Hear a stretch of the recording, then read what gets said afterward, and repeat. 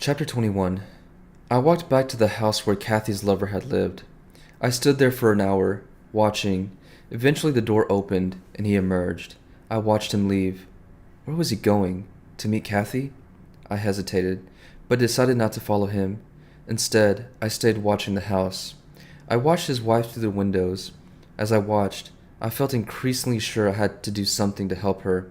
She was me, and I was her. We were two innocent victims, deceived and betrayed. She believed this man loved her, but he didn't. Perhaps I was wrong, assuming she knew nothing about the affair. Perhaps she did know.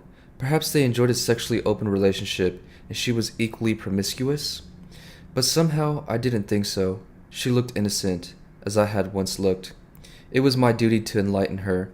I could reveal the truth about the man she was living with, whose bed she shared. I had no choice. I had to help her. Over the next few days, I kept returning. One day, she left the house and went for a walk. I followed her, keeping my distance. I was worried she saw me at one point, but even if she did, I was just a stranger to her, for the moment. I went away and made a couple of purchases. I came back again. I stood across the road, watching the house.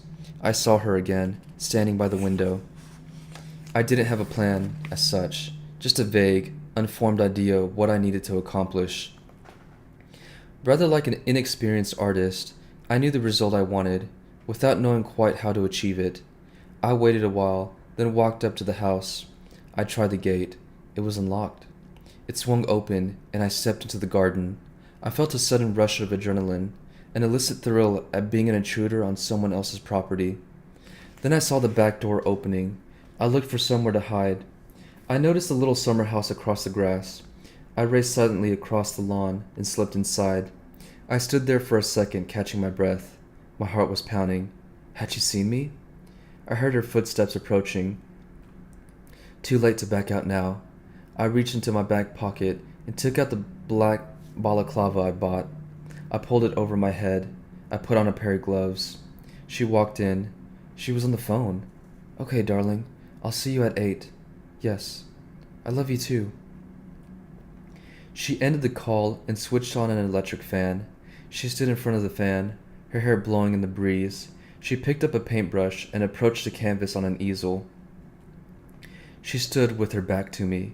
Then she caught sight of my reflection in the window. I think she saw my knife first. She stiffened and slowly turned around. Her eyes were wide with fear. We stared at each other in silence. This was the first time I came face to face with Alicia Berenson. The rest, as they say, is history.